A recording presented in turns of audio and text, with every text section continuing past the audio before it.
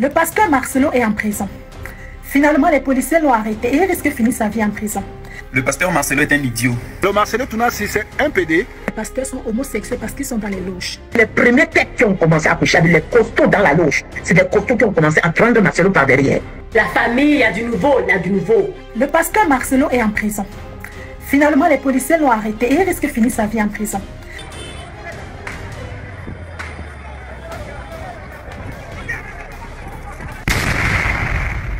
Le pasteur Marcelo est en prison. Finalement, les policiers l'ont arrêté et il risque de finir sa vie en prison. Parce que la famille de Maman Blanche l'a porté plainte. Esther, tu as mis une bague de fiançailles dans sa main 3 mois après la mort de Maman Blanche. 3 mois après. Mais quand ça va aller, je vais l'inviter ici, elle va venir tout dire ici. Ne vous inquiétez pas. Moi, vous me connaissez. Je ne marche pas avec les émotions. La porte de Aïcha, elle va monter sur mon panel ici. Quand je vais commencer à vous biyama, elle va commencer à rentrer dans vos entrailles, elle va monter ici. 3 mois après la mort de ta femme, soi-disant 19 ans de mariage, tu t'as fiancé une femme. Est-ce que tu as réellement aimé Maman Blanche, pasteur Marcelo? Tsunami, tu es un tsunami. Tu n'es pas Tounassi, tu es un tsunami, petit. Est-ce que tu as réellement aimé cette femme qui t'a fait des enfants? On va écouter, on va écouter. Ça, c'est l'introduction. C'est-à-dire, Edja, le 12 juin 2024, il enterre le 17 juin 2024. 5 jours après. Mais c'est où on a déjà vu ça? Toi, tu es sûr que tu es un homme de Dieu? Tu es sûr que tu n'es pas un ritualiste? Tu es sûr que toi, tu es un gars de l'Assemblée de Dieu? Vous êtes ici devant les gens avec des costumes, en train de parler, de prêcher la parole, en train de blasphémer devant des gens qui sont outrés, des gens qui sont affaiblis, qui vous idolâtrent, des gens qui sont omnibulés par votre présence, qui n'arrivent même pas à manger sans prononcer vos noms, qui ont même oublié la relation qu'ils avaient avec Dieu. Mais vous vous foutez de qui, vous? Puis vous voulez qu'on se taise. À vous écouter, vous voulez qu'on se taise. On ne parle plus de ça. C'est-à-dire, non, ça, c'est pas bien de parler de ça, parce que c'est un homme de Dieu. Vous l'avez déjà vu ça, vous? Un truc arrive qui est rendu public, on traite ça en public. Un an après, la perte de ta soi-disant femme que tu as chérie, Maman Blanche, comme tu l'appelais. Tu appelles toutes les femmes maman. Tu arrives à fiancer une femme 3 mois après. Cette Esther était ta Tisa. Cette Esther-là que tu as mariée, c'était qui pour toi avant? Bon, on a la suite des audios de Maman Blanche. Les audios qu'elle a pu envoyer à sa famille. C'est-à-dire comme alibi, comme preuve pour dire ma relation ne va plus. Je suis maltraité, je suis insulté par les parents de mon mari. Et pasteur Marcelo ne disait rien. Déjà, le comportement avait changé, il a traité, il devenait dur. Mais elle supportait par rapport à la religion pour essayer de définir le couple comme le meilleur couple pastoral. Je vous l'avais dit ici que je suis un divin. Et vous allez vous appliquer, vous allez aligner le code, vous allez respecter le corollaire. J'ai dit ce pasteur-là, il est trempé dans cette histoire de Djali de sa femme. Il n'est pas saint, il n'est pas ni touche ni saint dans cette histoire. Il est mêlé de près dans cette histoire-là de la disparition de sa femme. Pourquoi on va tous se poser des questions quand vos femmes Dja, que c'est vous qui êtes à la base de ça? Pourquoi? À chaque fois. Il n'y a pas de mots naturels selon vous? Tu as envoyé cette femme-là, c'est Dja, par la maltraitance. Elle a dit quoi? Tu étais l'homme le plus pauvre parce que tes parents pensaient qu'elle mangeait ton argent. Tu avais quoi même? Toi, un rouquin comme ça. Tu aimes les femmes claires, mais tu n'as pas l'argent. Donc tu n'as rien. Genre, c'est pasteur, rien. C'est les fidèles qui vous donnent. Mais elle est restée là parce qu'elle t'aimait réellement. Qu'est-ce qui a causé la mort de Maman Blanche? Moi, c'est la question que je te pose. J'ai invité tous les Congolais. Hein? Tous les Congolais. Demain, mercredi, sur mon live. Parce qu'il a parlé très fort. Makoso, vieux, tu as chargé à faire là, tu as vu? Tu as mis ta mariage. C'est pas amusement, c'est ce qui se passe là. Lui là, il va répondre à ses actes. Pour l'instant, je suis trop concentré sur d'autres dossiers. Mais quand je m'assois sur pasteur Marcelo là, comment c'est qu'il a fait les Togolais, s'il faut Yassimbe, pendant près de 2 mois, tous les jours, à pas croire. Pour l'instant, il y a trop d'histoires où on a besoin de moi. Je vais essayer de faire mon planning, essayer de faire mon programme, mais pasteur Marcelo, nous deux, on est côte à côte. C'est que tu as fait Maman Blanche, tu vas payer ça. Tu as abandonné la famille de Maman Blanche. Tu ne donnes même plus de nouvelles. Voici les audios qui sortent. Tu vas répondre de tes actes. Si tu es mêlé, tu vas répondre devant des actes, devant la police, à cette histoire de disparition de Maman Blanche. Elle n'ira pas. 1 an, tu as vu comment son corps a été frappé. Jusqu'aujourd'hui. C'est qui ton problème? C'est qui toi tes problèmes? C'est qui t'arrange? C'est ton bangala. Ça allait se marier. Et tu n'arrives pas à rester. Tu forniquais dans le dos de cette dame. Donc là, tu commences à la maltraiter. Mais elle n'a jamais parlé. On dit, quand on marche, il laisse des traces. Tu connais, les hommes ne manquent pas les chiffres. La vérité finit toujours par triompher. Pasteur Tounassi, pasteur Tsunami, on est ensemble. Le compte à rebours vient de commencer. On ne va pas nous séparer dans ça là. Et vous attendez avec face de nous un grand manipulateur. Quand le frère dit que Marcelo c'est un grand manipulateur, le grand frère de Blanche, ce n'est pas pour rien. Hein. C'est un grand manipulateur. Mais moi j'ai confiance en Dieu, j'ai confiance en la loi. J'ai confiance en Dieu, j'ai confiance en la loi aussi du Congo. Il faut arrêter à chaque fois de dire oui, parce que là vous êtes en train de former un égrégore, là où les choses ne vont pas se dérouler convenablement. Il faut avoir la foi dans la vie, il faut avoir foi en vous, il faut avoir confiance. Il va payer de son crime. Il va payer de son crime. Arrêtez de dire à chaque fois oui, non, il est bien placé, il est entouré des gens haut placés. Vous êtes en train de sceller des paroles ici sur terre. Reformulez vos paroles. Quand vous pensez à cette histoire, il faut dire que le pasteur Marcelo a payé de son crime. Même la famille, il faut changer ce langage-là. Il faut parler en votre faveur. Encore une fois ici les amis, le frère Christophe, il a pris en fait la parole pour parler un peu de ce qui se passe, comment s'est déroulé les obsèques de Maman Blanche. Et quand on l'écoute, on voit bien que tout a... En fait ça fait froid au dos, mais je constate effectivement que tout était organisé au millimètre près. Non, je vous dis, on n'a pas donné l'occasion à la famille d'être dans l'organisation du deuil de Blanche. Sur tous les plans. Sur le plan financier, sur le plan matériel, sur le plan logistique, sur tous les plans, je dis bien. Donc Marcelo et les réseaux des pasteurs qui étaient là, ce sont eux qui étaient vraiment en charge. Et la famille n'a pas eu le temps de dire que non, on va faire l'autopsie. La famille n'a pas même eu le temps d'être près de l'organisation. Donc elle n'est pas morte par hasard. Ce qui est triste, c'est qu'en fait, j'ai l'impression que c'était toutes les personnes qui étaient ensemble, en fait. C'est une organisation. Ils se sont organisés autour du meurtre de cette femme-là. Il y avait un groupe de gens, il y avait un réseau, tout un réseau de gens là, qui étaient là pour dire, si vous voulez revendiquer, vous dites non, écoutez, Blanche était une femme de paix, nous voulons la paix, tout ça. C'est ça des morales comme ça. Parce qu'il expliquait en fait que quand il était aux obsèques, plutôt quand la famille était là, certes la famille ont vu le visage, mais pas le corps entier. La famille, en fait, ils n'avaient aucun mot à dire. Rien du tout, les amis. Si je vous dis qu'on a refusé à la famille de faire quoi que ce soit, vous n'allez pas me croire. Donc, comme Blanche est partie là, donc elle n'est même pas partie avec un reine de sa famille. Quand on a rapatrié le corps, M. Marcelo avait tout fait. Ils se sont organisés de sorte que la famille soit mise de côté, écartée même de l'enterrement de leur fille, même de l'enterrement de leur sœur, les amis. C'est grave quand même. En plus de ça, il y a quelque chose que je voulais relever. En fait, il y a quelque chose qui est très bizarre. Le pasteur Marcelo, ok, on va dire que sa femme est décédée le 12. Le vendredi, il arrive à Kin, ok. Le 17, la femme, elle est déjà enterrée. Mais en attendant, on a eu ici la coach Amonchik qui a perdu sa maman au mois d'avril. Elle a fait les obsèques au mois de juillet. Vous n'allez pas me dire que la coach Amonchik n'a pas d'argent. Vous comprenez ce que je veux dire? Tout a été trop rapide. Et le souci avec le pasteur Marcelo, c'est vraiment un manipulateur. C'est pour cela qu'il arrive en fait à tourner la tête des gens. S'il a réussi jusqu'à présent, c'est parce que la famille était endormie avec ces manipulations-là. Mais sauf que Marcelo, il oublie qu'à force de jouer avec les proies se réveillent. Ok? C'est un grand manipulateur, ce monsieur. Il y a une justice qui sera faite pour sa femme. Ça ne va pas rester là. Tout nous montre par A plus B que tout... En fait, il n'était même pas tout seul. Et ça me ramène à l'ancienne vidéo de Lise Mazambi qui disait que parce qu'elle aussi, elle recevait des attaques de ce monsieur-là. Je vais vous mettre l'extrait après ici. En tout cas, ce message-là, que quelqu'un envoie ça au pasteur Marcelo. Tu sais ce que tu fais. Mais je voudrais que tu arrêtes de faire ce que tu fais. Et je dis ça aussi à tous ces autres là. Vos groupuscules là que vous avez formés pour chercher à nous nuire. Arrêtez-vous là. Hein?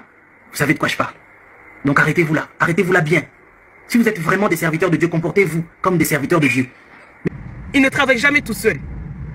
Quand il veut en finir avec toi, il se met en organisation avec d'autres pasteurs. Et c'est ça qui s'est passé le jour du funérail. Quand le corps est arrivé à Kin, ils ont vu, certes, la famille a vu la tête, mais le corps, ils ne pouvaient pas voir. Quand ils ont dû laver le corps, la famille n'avait pas accès. Mais par contre, pasteur Marcelo, il était là, il surveillait les allers-retours. Les amis, c'est quoi ce comportement? Tu perds ta femme, est-ce que tu as le temps de faire tous ces contrôles-là? Normalement, le jour de l'inhumation, par exemple, c'est la famille de la défunte qui devait être là, voir comment est-ce qu'on l'avait Blanche pour la dernière fois et l'habiller. Madame, je vous dis, cette affaire, c'était compliqué. Quand je vous dis qu'il y avait une main muse dans cette affaire, et puis il y avait une main noire dans cette affaire, il y avait deux mains dans cette affaire. Il y avait la même mise, c'est-à-dire, on n'a pas donné l'occasion à la famille d'être là. En fait, à un moment, les gens nous condamnent un peu trop. Mais vous devez savoir que... oui, c'est comme si vous étiez dépourvu de conscience. Ce n'est pas, madame, même pas ça. Il y avait une force en face de nous. Il y avait une force en face de nous. Donc les amis, moi je dirais toutes ces personnes qui étaient là, la famille de Maman Blanche, écoutez ça, toutes les personnes qui ont fait un lavage de cerveau, toutes ces personnes qui se sont mis contre vous comme un mur le jour des obsèques de votre sœur, il faut porter plainte contre eux, hein, parce qu'ils sont dans le coup. Ils sont dans le coup, ils n'étaient pas tout seuls. Tout était planifié. Toutes ces personnes qui ont essayé de vous déjouer pour vous dire oui, restez calme, votre sœur est comme ci, comme ça, il faut faire ça dans la paix. Ce sont tous des suspects dans cette affaire-là. C'est très grave. Les amis, ça fait mal au cœur, franchement. Que Dieu console la famille, mais justice est déjà rendue pour Maman Blanche. Moi, je pars sur ce principe-là. Ce que tu affirmes avec ta bouche, c'est ce qui sera, c'est ce qui va se passer. Ok? Donc ce que vous dites tous les jours, c'est ce qui va se dérouler ici. Mais si tous les jours on dit non, il n'y aura pas, non, vous êtes en train de sceller des paroles. Moi, la seule parole que je vais sceller, c'est que justice est rendue pour Maman Blanche. Tous ces gens-là qui étaient dans la mort de cette femme, ils vont payer. Ils sont exposés un par un. Il n'y en a pas un qui va rester caché. Et ils vont payer sévèrement. Le pasteur, malheur plus grave arrive. Je voyais la mort arriver. On a dit, elle est qui? Elle n'est personne. Sa femme est morte. Quand sa femme est morte, j'ai fait la vidéo, j'ai dit, pasteur Marcelo, repens-toi. C'est le malheur dont le Seigneur parlait. C'est le moment pour toi de te repentir. On a dit, elle est qui? Elle veut se faire voir. Ok. Aujourd'hui, il s'est levé. Il est allé se remarier. À peine il s'est remarié, j'ai fait une vidéo et j'ai dit, attention. Parce que le Saint-Esprit dit, va parler au pasteur Marcelo, dis-lui ceci. Je lui ai parlé de la part de l'Éternel et on a dédaigné. Aujourd'hui, qu'est-ce qui se passe? N'est-ce pas ce que j'ai dit? Nous ne prophétisons pas pour que ça arrive. On prophétise pour que l'homme puisse échapper au danger. J'ai dit, la vidéo est toujours là. Le chemin qu'il est en train d'emprunter, ce mariage aussi, c'est le chemin qu'il faut exactement pour son humiliation, pour sa destruction. Il a emprunté un chemin sur lequel il sera exposé. et il va vivre la destruction. Il est encore temps de te repentir. Dieu est miséricordieux. Je ne pense pas, pasteur Marcelo, que lorsque tu vois ce qui se passe aujourd'hui sur les réseaux sociaux, les vérités qui sortent sur toi, c'est agréable. Tu te serais repenti.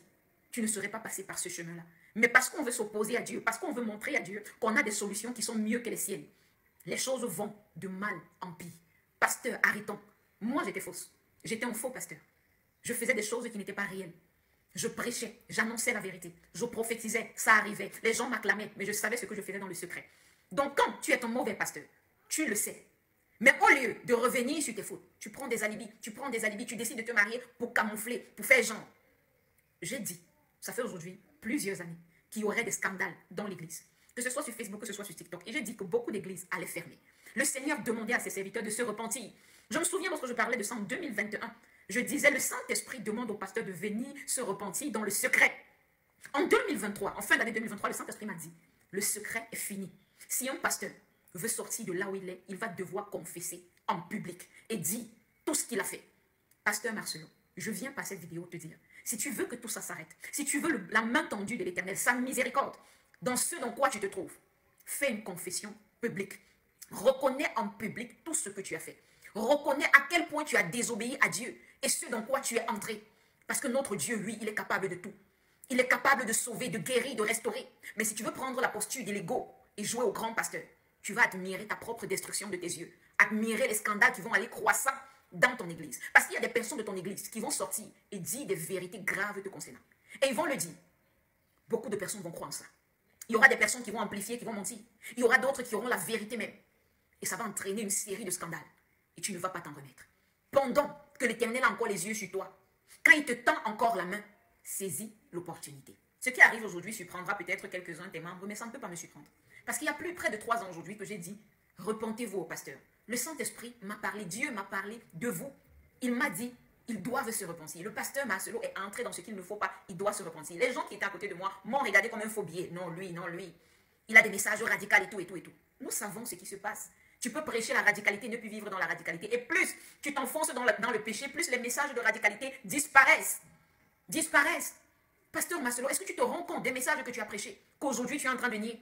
C'est toi qui disais non, on ne se marie pas par prophétie, on se marie pas par prophétie. Tu te lèves un matin, tu dis non, la femme que tu as épousée, tu l'as pris par prophétie. Depuis quand? Donc on doit tourner les messages de Dieu fonction des circonstances de nos vies.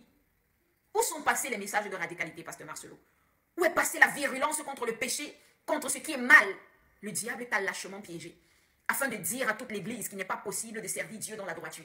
Mais ce que vous ne savez pas, c'est que Dieu s'est réservé des personnes qui ne se souillent plus. Je suis sorti du péché. J'étais un pasteur qui vivait dans le péché, mais je suis sorti de là. C'est possible de sortir de là, de servir Dieu de façon digne et véritable.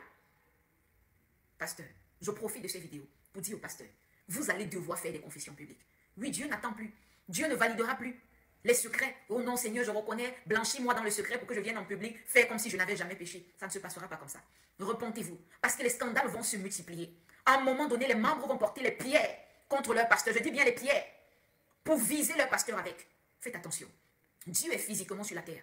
Il n'est pas de la volonté de Dieu d'exposer son serviteur. Mais vous avez fait fort. Vous exagérez. Depuis combien d'années le Seigneur vous demande de vous repentir?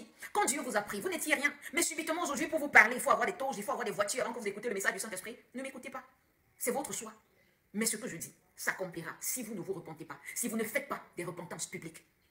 Une fois, je me posais les questions de savoir, mais Seigneur, pourquoi est-ce que les membres prennent autant plaisir dans le péché? Pourquoi nous avons autant d'églises, mais nous avons toujours des peuples qui sont en train de se plaire dans le péché? Le Saint-Esprit m'a rappelé que c'est comme l'huile qui coule sur la tête du sacrificateur.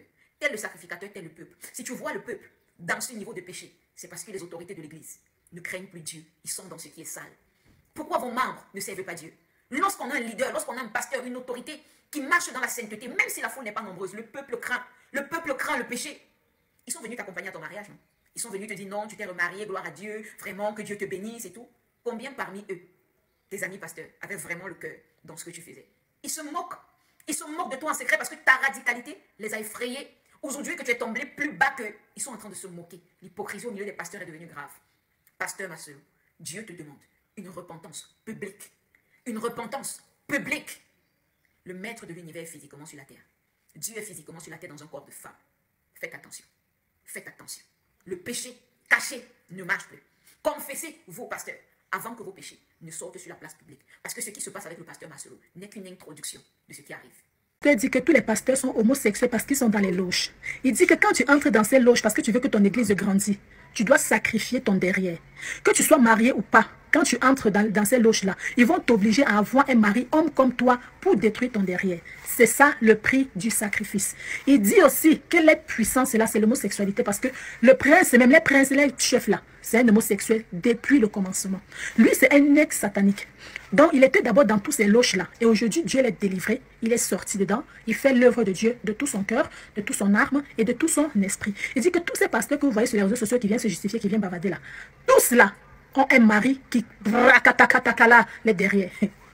Moi, c'est que je ne comprends pas. Donc, ça ne veut pas là dire que mon pasteur, le pasteur Ivan Gastano, que j'aime beaucoup, Maman Maud Gastano, le pasteur Yves Gastano, Maman Abi, le pasteur Marcelo Tunazi, le pasteur Karambiri. Donc ça ne veut pas là dire que tous ces pasteurs aussi sont dans les loges, ce sont des homosexuels. Et plein d'autres pasteurs, parce qu'il a bien dit que tous les pasteurs. Moi, ce que je ne comprends pas, c'est que pourquoi quand un être humain commence à réussir, on les colle des choses négatives. Donc pour vous, vous pensez que Dieu ne peut pas bénir un homme? Donc ça ne veut pas là dire que tous les apôtres, tous ces prophètes qui étaient dans la Bible là, qui ont prospéré dans la Bible, c'est qu'il a dit qu'eux-mêmes ils ont fait quelque chose avant de prospérer. Donc vous croyez que Dieu ne peut pas choisir un homme comme ça et il bénit cet homme-là et il fait prospérer cet homme-là. Mais la Bible dit que Dieu est tout puissant, il est le commencement, il a fait à lui appartient l'or et l'argent. Donc Dieu ne peut plus bénir ses enfants. Quand quelqu'un est pauvre là, vous ne lui collez pas les étiquettes qu'il est dans telle loge et c'est un homosexuel, il est comme ça.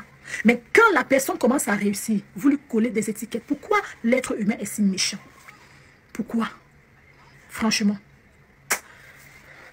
Peu importe ce qu'on va dire. La Bible dit, croyez en vos pasteurs. Moi, je crois en mes pasteurs. C'est Dieu seul qui juge. Arrêtons de juger les pasteurs. Arrêtons de coller les étiquettes qui ne sont pas bien. Si réellement nous aimons Dieu, prions pour nos pasteurs. Prions beaucoup pour nos pasteurs. Les pasteurs d'aujourd'hui, certains sont prêts à franchir toutes les limites pour soutirer le dernier billet des mains de leurs fidèles. Leurs méthodes ne connaissent plus aucune barrière morale. Dans un petit quartier perdu au bord d'une route poussiéreuse, on raconte qu'un certain pasteur Bab a inventé un stratagème digne d'un marchand de rêve. Il a décidé de vendre des tickets pour le paradis. Oui, tu as bien lu. De simples morceaux de papier griffonné, bénis d'un geste théâtral, vendus à prix d'or. Les fidèles, aveuglés par leur confiance aveugle et leurs espoirs, se pressaient pour en acheter. Ils étaient convaincus qu'avec ce ticket en poche, leurs péchés seraient effacés, leurs douleurs oubliées, et qu'une place dorée les attendrait au ciel. Mais Bab n'est pas seul dans ce théâtre d'illusions. Dans un autre pays, dont je tairai volontairement le nom par prudence, un pasteur a eu l'audace de s'enfermer dans un tonneau, nu comme au premier jour, et de se laver devant ses fidèles. L'eau savonneuse, teintée de sueur et de poussière, a été recueillie précieusement pour être distribuée, verre après verre, à ses brebis. On leur disait « Buvez cette eau, et vos âmes seront purifiées. » Et ils buvaient. Les regards brillants, persuadés de boire un élixir divin, sans se douter qu'ils avalaient une tromperie aussi amère que la trahison. Au Congo, le commerce de la foi atteint parfois des sommets vertigineux. Certains pasteurs exigent de leurs fidèles des dîmes dépassant les 10 000 $ par an. Et pour mieux justifier cette ponction, ils prêchent inlassablement que le paradis appartient aux pauvres. Ils insistent pour que leurs fidèles restent modestes, presque misérables, pendant que roulent en voiture de luxe, habitent dans des villas aux murs immaculés et voyagent dans des avions privés. Et puis, il y a l'affaire qui a secoué tout un peuple, celle du pasteur Marcelo Tunazi. Ce dernier, après avoir perdu sa femme, que tout le monde connaissait sous le nom de Maman Blanche, s'est retrouvé au cœur d'un scandale que même les murs de son église n'ont pas pu contenir. Les accusations sont lourdes, falsification de preuves, dissimulation de la vérité, et même sacrifice rituel au profit de la franc-maçonnerie. On raconte qu'il aurait tout orchestré, depuis la disparition de certains documents officiels jusqu'à l'organisation précipitée des funérailles, afin d'éviter toute autopsie. La colère a grondé dans les rues, sur les réseaux sociaux, dans les salons, jusque dans les familles les plus discrètes. Les secrets des pasteurs étaient désormais étalés au grand jour. Les visages que l'on croyait saints étaient éclaboussés de soupçons. Et dans cette atmosphère lourde, une question hantait les esprits. Jusqu'où ces hommes, qui se disent envoyés de Dieu, sont-ils prêts à aller pour préserver leur trône doré? Les rumeurs autour des pasteurs corrompus ne naissent pas par hasard. Elles poussent comme des mauvaises herbes dans un champ qu'on croyait fertile, alimentées par des histoires qui semblent sorties d'un cauchemar.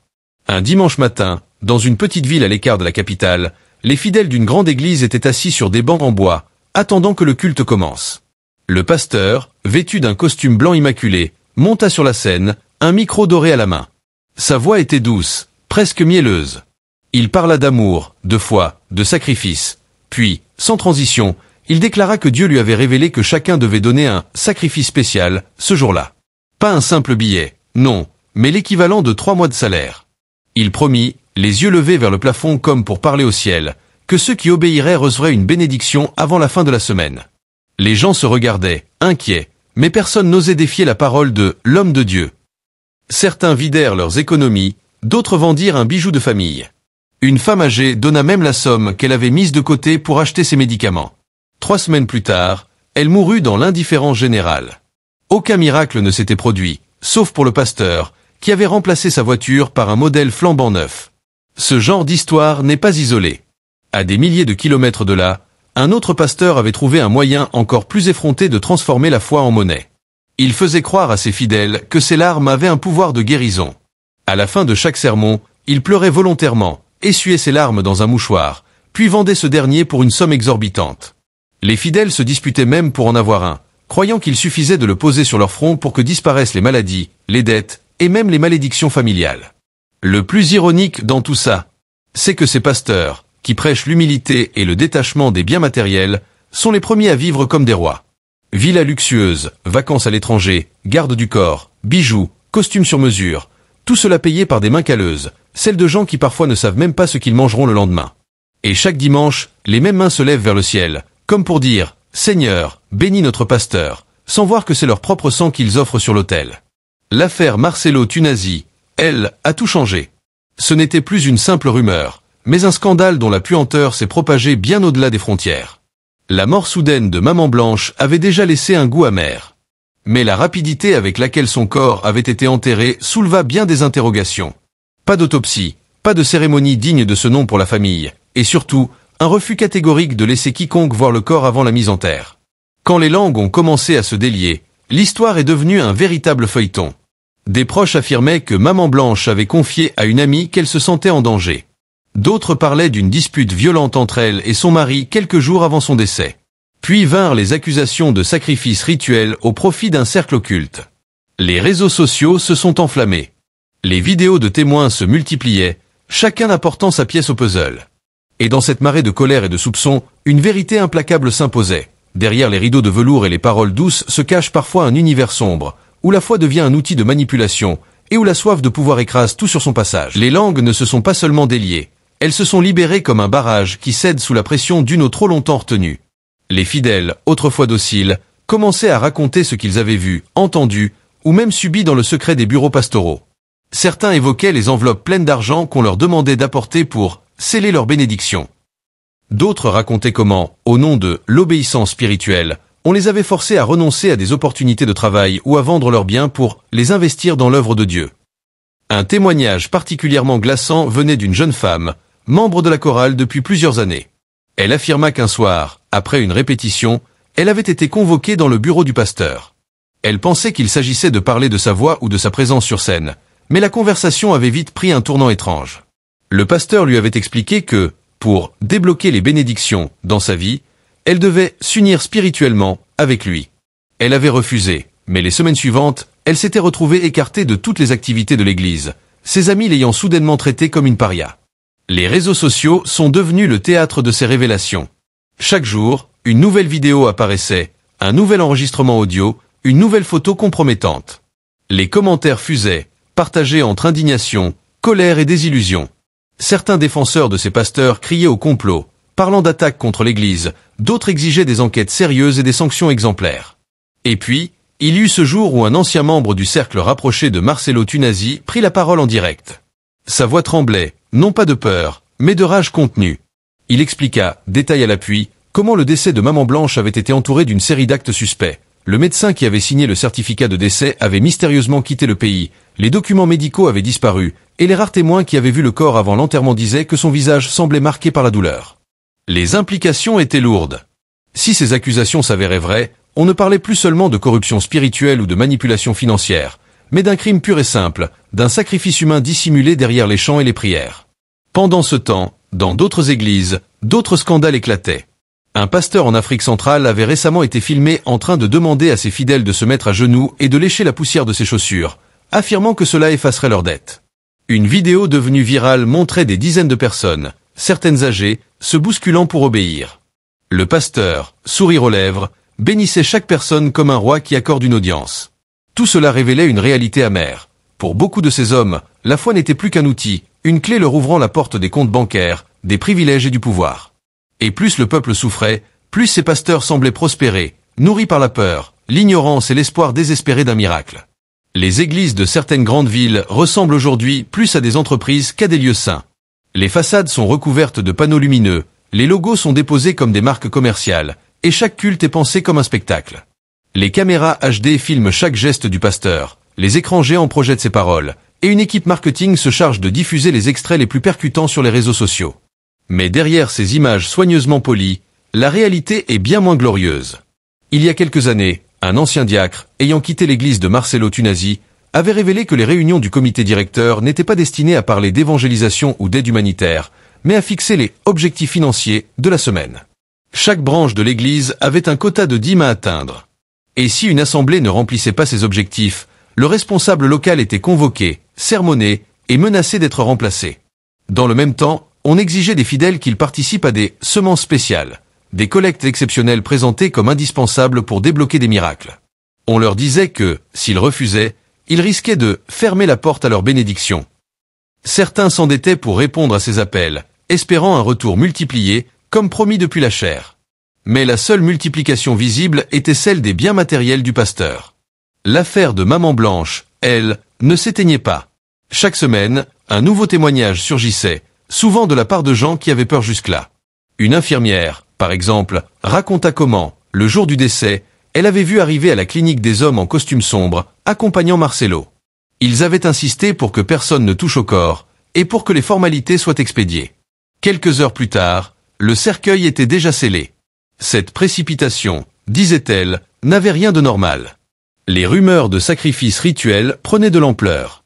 Certains rappelaient que Marcello avait souvent été vu dans des cercles fermés avec des hommes d'affaires et des politiciens influents, connus pour leurs accointances avec la franc-maçonnerie. D'anciennes photos réapparaissaient, où il posait avec des symboles ésotériques gravés en arrière-plan.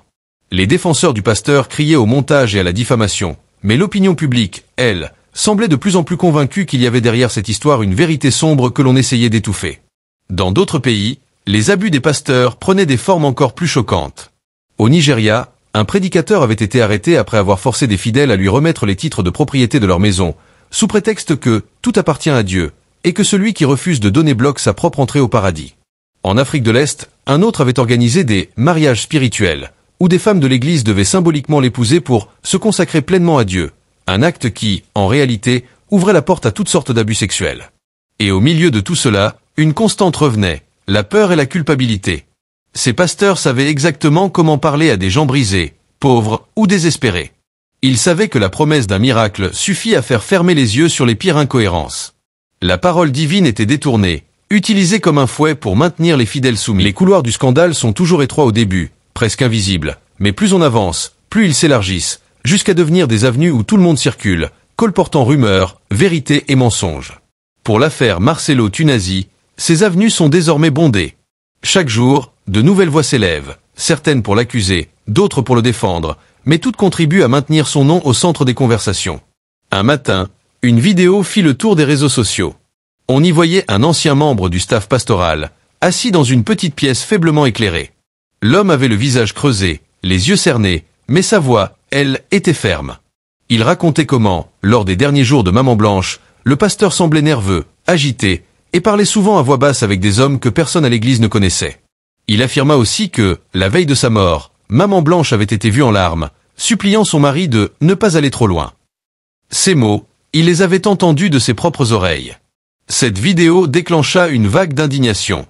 Les fidèles se souvenaient soudain de détails qu'ils avaient ignorés à l'époque. La disparition rapide des affaires personnelles de la défunte, les sermons étrangement courts dans les semaines suivant sa mort, et l'absence totale de photos ou de vidéos officielles de la cérémonie.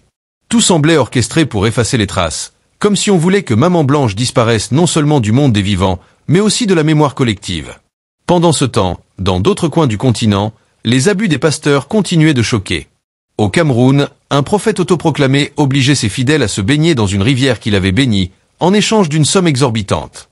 Il promettait que cette eau effacerait non seulement les maladies, mais aussi les dettes. Et bien sûr, l'eau ne faisait rien, sauf enrichir celui qui prétendait la sanctifier. Dans certaines méga-churches, les pasteurs se comportaient comme de véritables chefs d'État. Cortège de voitures blindées, équipe de sécurité armée, voyage en jet privé et protocole strict pour approcher l'homme de Dieu.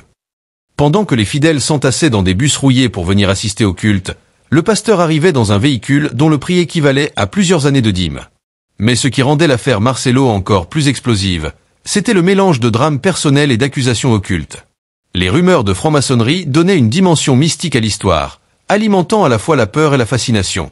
Les plus fervents détracteurs parlaient de pactes signés dans l'ombre, d'initiations secrètes, et même de cérémonies nocturnes dans des lieux reculés. Les défenseurs, eux, criaient à la persécution religieuse et affirmaient que tout cela n'était qu'un complot pour détruire un homme de foi influent. La vérité, elle, se noyait dans cette mer de récits contradictoires. Mais une chose restait certaine, l'image des pasteurs, jadis intouchables et respectés, était désormais fissurée. De plus en plus de gens commençaient à poser des questions, à douter, à regarder au-delà des mots doux et des promesses de miracles. Et quand le doute s'installe, il ne repart jamais complètement. La colère qui grondait dans les cœurs des fidèles n'était pas née d'un simple caprice populaire, mais d'une accumulation d'humiliation et de désillusion. Pendant des années, les pasteurs avaient imposé des règles absurdes au nom de Dieu, transformant les églises en véritables lieux de soumission psychologique. On demandait aux fidèles de se lever à 3 heures du matin pour venir nettoyer les locaux, afin que les anges trouvent la maison de Dieu propre. On leur imposait de jeûner pendant des semaines, non pour se rapprocher spirituellement du Créateur, mais pour semer dans le royaume en prouvant leur obéissance aux pasteurs. Dans certaines communautés, les pasteurs allaient encore plus loin. Ils contrôlaient la vie privée de leurs membres, dictaient qui pouvait se marier avec qui devait quitter son emploi, et même à qui parler dans la rue. Le prétexte était toujours le même, protéger l'âme du fidèle contre les influences du diable. En réalité, il s'agissait d'asseoir un pouvoir absolu sur des centaines, parfois des milliers de vies. L'affaire Marcelo Tunasi mit en lumière ces abus, mais elle révéla aussi quelque chose d'encore plus inquiétant, la peur paralysante qui empêchait les témoins de parler. Une ancienne employée de maison de la famille raconta, à visage caché, comment elle avait vu des allées et venues étranges dans la villa du pasteur les jours précédant la mort de Maman Blanche. Des inconnus entraient tard dans la nuit, parfois avec des caisses ou des valises, et repartaient avant l'aube. Elle affirma aussi que, le matin du drame, le pasteur avait insisté pour que personne n'approche la chambre conjugale avant l'arrivée d'un médecin qu'il avait lui-même choisi. La précipitation avec laquelle le corps avait été transporté à l'étranger, puis enterré, soulevait encore plus de questions. Pourquoi refuser aux proches la possibilité de voir la dépouille? Pourquoi sceller le cercueil si vite? Pourquoi éviter toute autopsie? Pour beaucoup, il ne faisait aucun doute que ces décisions visaient à cacher quelque chose de terrible. Pendant que les langues se déliaient, les réseaux sociaux devenaient un tribunal populaire. Des vidéos d'anciens cultes ressortaient, analysées image par image pour y chercher des signes, des gestes ou des paroles codées qui confirmeraient l'implication du pasteur dans des pratiques occultes. Des témoins racontaient comment certaines prières étaient ponctuées de symboles étranges tracés discrètement dans l'air ou sur l'autel. Mais ce phénomène ne touchait pas seulement Marcelo. Dans plusieurs pays africains, on voyait émerger la même mécanique, des pasteurs se servant de leur charisme pour contrôler, manipuler et exploiter leurs fidèles. À Kinshasa, un autre leader religieux avait exigé que chaque membre de son église signe un contrat d'allégeance, l'autorisant à gérer leurs biens en cas de direction divine. En Afrique du Sud, un prédicateur avait été arrêté après avoir fait boire à ses fidèles un liquide prétendument béni, qui s'avéra être un produit chimique dangereux. Dans tous ces cas, la foi servait de prétexte. Le miracle promis était la carotte, la peur de la damnation l'aiguillon. Et tant que les fidèles croyaient que désobéir au pasteur revenait à désobéir à Dieu, le système pouvait continuer à prospérer. Mais l'affaire Maman Blanche changeait la donne. Ce n'était plus seulement une question d'argent ou de manipulation psychologique, il s'agissait de vie ou de mort. Les accusations de sacrifice humain frappaient l'imaginaire collectif avec une force inédite. Les discussions ne portaient plus sur combien il a volé, mais sur jusqu'où il est capable d'aller. Et ça, même les plus fervents défenseurs du pasteur avaient du mal à l'ignorer. Dans les marchés, dans les taxis, dans les salles de classe, on parlait de cette histoire. Certains racontaient qu'ils avaient vu le pasteur participer à des cérémonies privées dans des villas luxueuses. D'autres affirmaient qu'il avait des liens étroits avec des figures politiques connues pour leurs accointances avec la franc-maçonnerie. Les plus superstitieux allaient jusqu'à dire que les miracles spectaculaires du pasteur étaient le fruit de pactes avec des forces obscures. La tension autour de l'affaire atteignait désormais un point de non-retour. Même ceux qui, au début, défendaient Marcelo commençaient à éviter le sujet, comme s'ils craignaient que prendre position puisse les mettre en danger. Dans certaines églises satellites affiliées à son ministère, les bancs commençaient à se vider. Les fidèles les plus discrets préféraient prier chez eux plutôt que de s'exposer aux murmures, aux regards accusateurs, ou à la honte d'être associés à ce scandale. Les réseaux sociaux, eux, n'avaient pas baissé d'intensité. Chaque jour, de nouvelles vidéos, de nouveaux témoignages, de nouvelles analyses circulaient. Les débats faisaient rage dans les commentaires, certains usant de versets bibliques pour justifier leur colère, d'autres pour tenter de défendre le pasteur. Mais au milieu de ce vacarme numérique, quelques voix se démarquaient, celles de personnes qui avaient, par le passé, côtoyé le couple Marcelo et Maman Blanche. Une ancienne amie de la défunte raconta qu'elle avait reçu un message vocal inquiétant quelques jours avant le drame. Dans cet enregistrement, Maman Blanche disait clairement qu'elle se sentait trahie, qu'elle avait découvert des choses sur son mari qui la terrifiaient et qu'elle craignait pour sa vie. Ce fichier audio, une fois rendu public, provoqua un véritable choc. Les mots étaient clairs, la peur palpable. L'opinion publique se divisait encore plus violemment. D'un côté, ceux qui y voyaient la preuve ultime que quelque chose de grave s'était passé. De l'autre, ceux qui affirmaient que l'audio pouvait être trafiqué ou sorti de son contexte. Mais dans les deux camps, une chose était certaine. Cette histoire avait brisé l'image lisse et parfaite que Marcelo cultivait depuis des années. Parallèlement, d'anciens collaborateurs du pasteur commencèrent à révéler les coulisses de son empire spirituel. Ils racontaient comment chaque grande campagne d'évangélisation était en réalité une opération de levée de fonds déguisée. Comment les miracles, mis en avant dans les vidéos virales, étaient souvent orchestrés avec des complices payés pour témoigner de fausses guérisons. Comment certaines offrandes spéciales, destinées à des œuvres caritatives, finissaient par financer des voyages en première classe ou des séjours dans des hôtels 5 étoiles. Et ce n'était pas seulement une affaire d'argent. Plusieurs d'entre eux évoquaient des réunions secrètes avec des hommes d'affaires et des politiciens où l'on discutait plus de stratégies économiques que de projets spirituels. Certains avaient même entendu des conversations troublantes sur ce que coûte réellement le pouvoir et les sacrifices nécessaires pour le conserver. Ces révélations alimentaient un climat de paranoïa. Les fidèles se demandaient qui disait vrai et qui mentait. Les détracteurs voyaient leurs convictions renforcées, tandis que les partisans restants se repliaient dans une défense quasi fanatique, persuadés que leur pasteur était victime d'un complot mondial contre l'Église africaine. Mais, dans l'ombre, un autre front commençait à s'ouvrir, celui de la justice. Des avocats, portés par la pression médiatique, annonçaient qu'ils allaient déposer plainte et demander la réouverture de l'enquête sur la mort de Maman Blanche. Des associations de défense des droits humains commençaient à s'impliquer, réclamant que toute la lumière soit faite sur les circonstances du décès et sur les activités financières de l'Église. Et plus cette affaire avançait, plus elle cessait d'être simplement l'affaire Marcelo, pour devenir un symbole, celui de la corruption et des abus de pouvoir dans certaines sphères religieuses. Les premières démarches judiciaires commencèrent dans un climat électrique. Des avocats indépendants, encouragés par la vague d'indignation populaire, déposèrent officiellement des requêtes pour ouvrir le dossier de la mort de Maman Blanche. L'affaire, jusque-là confinée aux débats publics et aux réseaux sociaux, entra dans l'arène formelle des tribunaux. Dès les premiers jours, des signes inquiétants apparurent. Un greffier, qui avait pour mission de récupérer certains documents médicaux, affirma qu'on lui avait refusé l'accès aux archives de l'hôpital où Maman Blanche avait été déclarée décédée. Pire encore, il découvrit que plusieurs pages du registre avaient disparu, comme si elles n'avaient jamais existé. La version officielle parlait d'un « problème administratif », mais pour beaucoup, cela ressemblait davantage à une opération de nettoyage orchestrée. Pendant ce temps, plusieurs témoins clés commencèrent à recevoir des menaces. Des coups de téléphone anonymes au milieu de la nuit, des lettres glissées sous les portes, parfois même des inconnus rôdant près de leur domicile. Certains de ces témoins, pris de peur, décidèrent de se rétracter ou de quitter la ville. L'un d'eux, un ancien membre du staff médical ayant vu le corps de la défunte, disparut purement et simplement du jour au lendemain. Les avocats, eux, ne comptaient pas abandonner. Ils organisèrent une conférence de presse pour dénoncer ces intimidations. Dans une salle bondée de journalistes, l'un des avocats déclara « Ce que nous voyons ici dépasse le cadre d'un simple décès suspect. Nous sommes face à un réseau de protection qui implique non seulement des figures religieuses, mais aussi des acteurs politiques et économiques. » Ces paroles firent l'effet d'une bombe.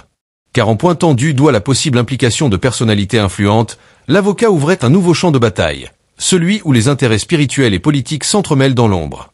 Marcelo, de son côté, continuait ses cultes comme si de rien n'était.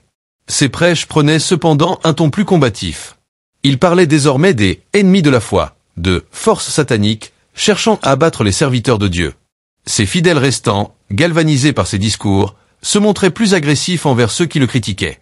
Dans les rues, des altercations éclataient entre partisans et opposants, ajoutant une tension physique à un climat déjà étouffant. Et puis survint un nouvel élément, Un enregistrement vidéo, filmé discrètement par un proche de la défunte, montrait Maman Blanche en train de confier ses inquiétudes à quelqu'un. On la voyait hésitante, le regard fuyant, mais ses mots étaient clairs. « S'il m'arrive quelque chose, sachez que ce ne sera pas un accident. » Cette vidéo, partagée des milliers de fois, ne pouvait plus être ignorée. Même certains médias jusque-là prudents commencèrent à couvrir l'affaire avec plus de liberté. Mais à mesure que la lumière se faisait sur certains aspects, d'autres zones d'ombre apparaissaient. Car si la vérité devait éclater, elle risquait d'ébranler non seulement une église, mais tout un réseau de relations politiques et économiques bâties sur des années d'influence. Lorsque les enquêteurs commencèrent à fouiller du côté des finances, le décor spirituel s'effaça pour laisser place à un univers beaucoup plus matériel et froid, celui des chiffres, des virements bancaires et des comptes offshore. Les avocats, aidés par quelques journalistes d'investigation, mirent la main sur des relevés bancaires provenant de plusieurs pays. On y découvrit que, dans les 2 années précédant la mort de Maman Blanche, d'importantes sommes avaient été transférées depuis des comptes liés à l'église vers des sociétés d'écran basées à Dubaï et aux îles Caïmans. Ces montants n'étaient pas de simples dons pour financer des missions humanitaires, comme le laissait entendre la communication officielle de l'église. Non. Une grande partie de cet argent servait à l'achat de propriétés de luxe, de véhicules haut de gamme et à des investissements dans des entreprises dont les activités n'avaient aucun rapport avec le ministère. Mais le plus troublant, c'était la découverte de paiements effectués vers des organisations discrètes, opérant dans des domaines ésotériques et occultes.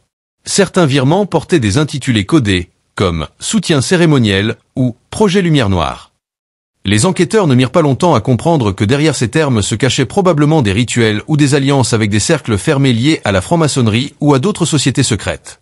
Parallèlement, les relevés de voyage montraient une fréquence étrange. Marcelo avait effectué plusieurs déplacements en Europe de l'Est, en Turquie et dans certaines régions d'Afrique centrale réputées pour abriter des rassemblements mystiques. Les dates de ces voyages coïncidaient souvent avec des périodes où de grandes campagnes de collecte avaient lieu dans son église. Les enquêteurs établirent une hypothèse glaçante. Une partie des fonds récoltés auprès des fidèles servait à financer ces déplacements et possiblement les cérémonies qui s'y déroulaient. Du côté des proches de Maman Blanche, la tension montait.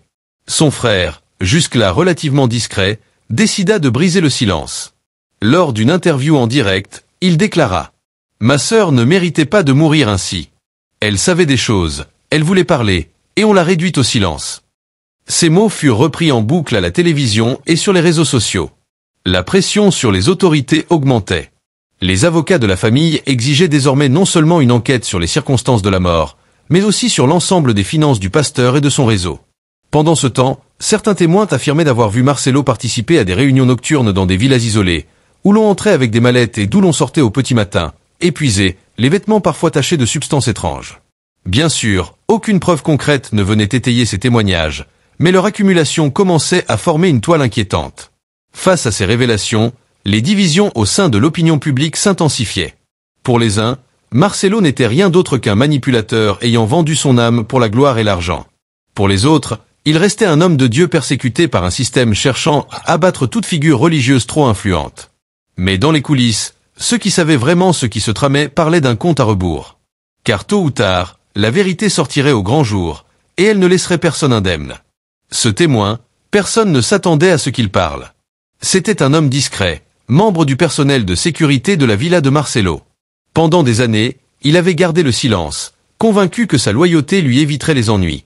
Mais après avoir vu la famille de Maman Blanche se battre seule contre un mur de mensonges et de silence, il décida de raconter ce qu'il savait.